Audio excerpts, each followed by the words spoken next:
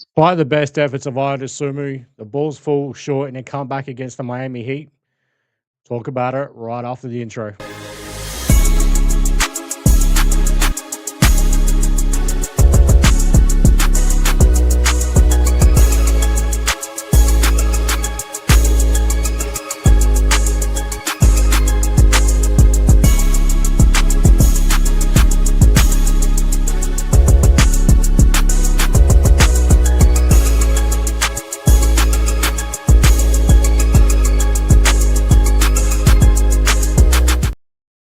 What's going on, Bulls Nation? Welcome back to another episode of Whole Lotta Bull. I'm Troy. Follow me on Twitter at Bulls_Troy, but more importantly, follow the show at Whole Lotta Bull. All right, so apologies for yesterday not having a post game episode against for that game against the Pacers. Fortunately, lost power here in our area for a good 4 hours. I was about halfway through the second quarter when the power went out, and the power didn't.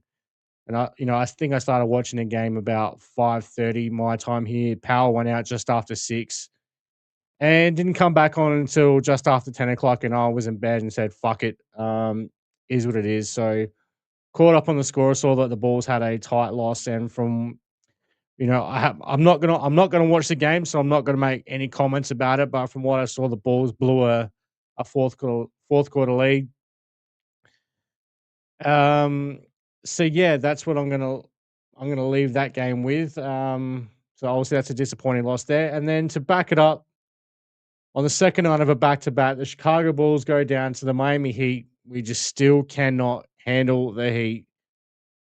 116 and 113, despite a late charge from the Chicago Bulls. This was a game that was played for the most part. I think as Stacey King was mentioning especially in that fourth, like late third quarter and fourth quarter, that this game was generally the Miami Heat had us at a 8-point margin for a good chunk of this game. Sometimes it blew out to 14. At one point, a Bulls got it down to 1 point or 2 points or whatever it was. And then Miami would get it back up to that, about around that 8 to 10 point margin. And then in the last 2 minutes, the Bulls were trailing by 10, and then Ida Sumu led the charge. I think he had 7 consecutive points there for the Bulls. But unfortunately, the late charge just falls short, and yeah, well, the Bulls just still can't, for whatever reason, the Miami Heat just have our number. It looks like, as long as Eric Spoelstra is or as long as Billy Donovan is the coach of the Chicago Bulls, this Miami Heat team just has our number. Josh Giddey didn't play in this game. Apparently, he reported some tightness in that hamstring injury that had come back from. So he doesn't play in this game.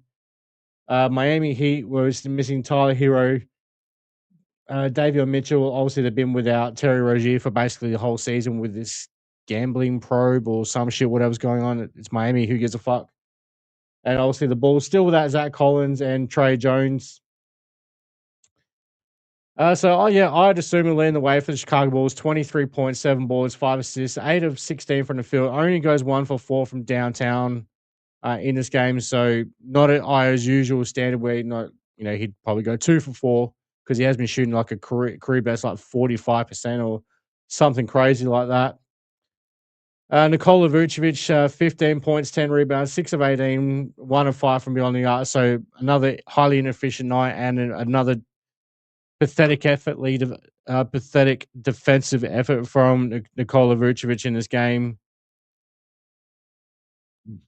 Now, Miami got off to a hot start, hitting their first 6 shots or something, what it was. And then, Martis was keeping us in the game with some nifty passes. I think he had 3 early assists in this game. He finishes with 4. He finishes with 16 points overall, 9 boards, 4 assists. Does have the 4 fouls, 6 of 15 from the field, including 2 of 5 from beyond the arc.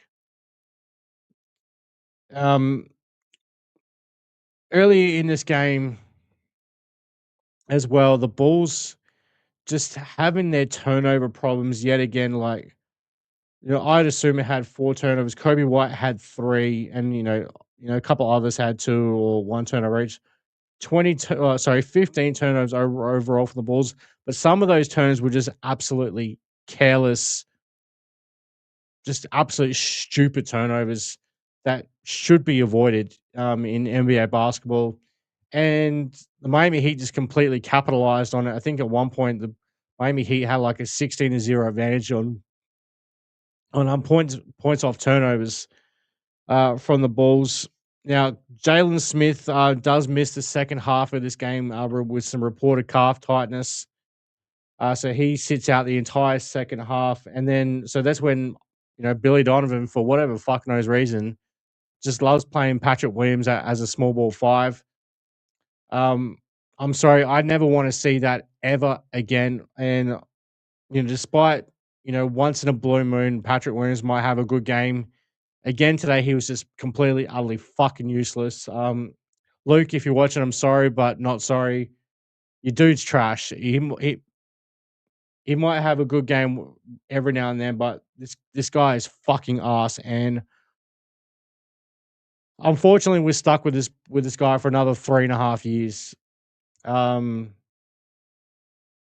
he goes 0 for 4 from the field, misses his only 3-point attempt, has 1 rebound, 2 turnovers.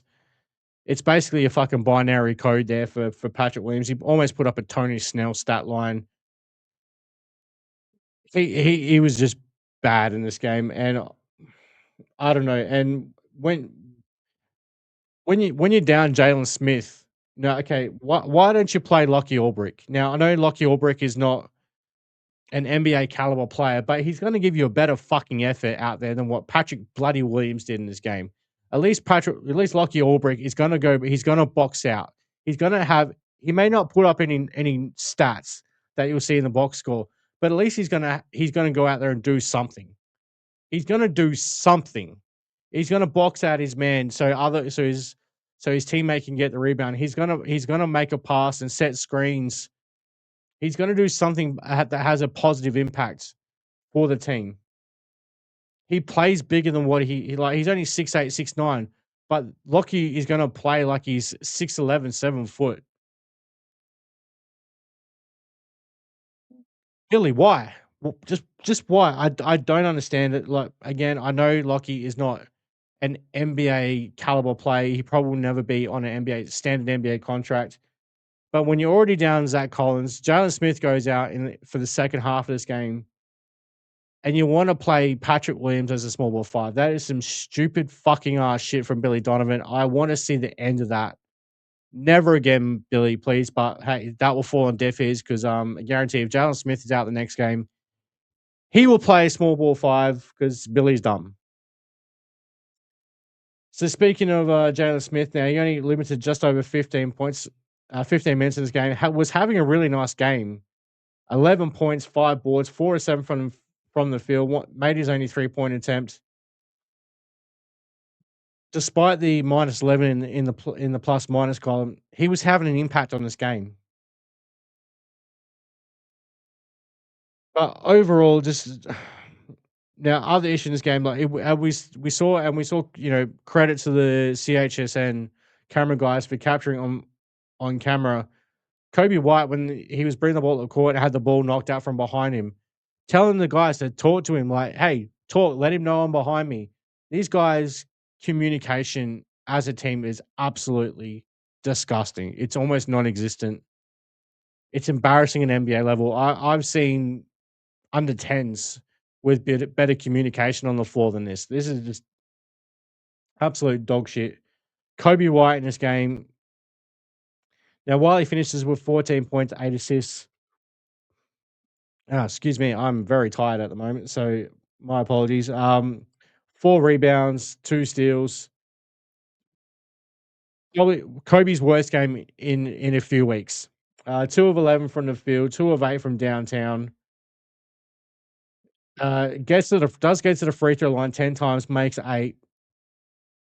So that's where it's bumped up his numbers a little bit, but overall, not a good game from Kobe White, and his decision making at times as well was just mind boggling. Like, Kobe, what are you doing? Especially some of those late clock situations, just deplorable. Um, Now another contentious decision in this game was that non-clear path foul for Ida Sumi when he knocked the ball away from Norman Powell, and Norman Powell just grabs his arm and prevents the fast break. Now, while there is no take foul, as Adam Amin found out in the last 2 minutes of a game, which I don't know why that's a rule in the last two, or why it's a non-rule in the last 2 minutes. A take foul is a take foul. But at the end of the day, it was still a clear path foul, and there was no play on the fucking ball because he just blatantly grabbed his arm. So I'd assume we could have had a run at a fast break layup. So that didn't help in the end of the game because that should have been a one shot technical free throw and then possession as well. So Bulls could have had that game drawn level in the final seconds. Um, we saw in the last seconds there was who was it from Miami Heat? Pele passing like caught a pass off a curl screen, which Isaac Okoris slipped. He thinks he was pushed off. There was no call there, and there's your ball game.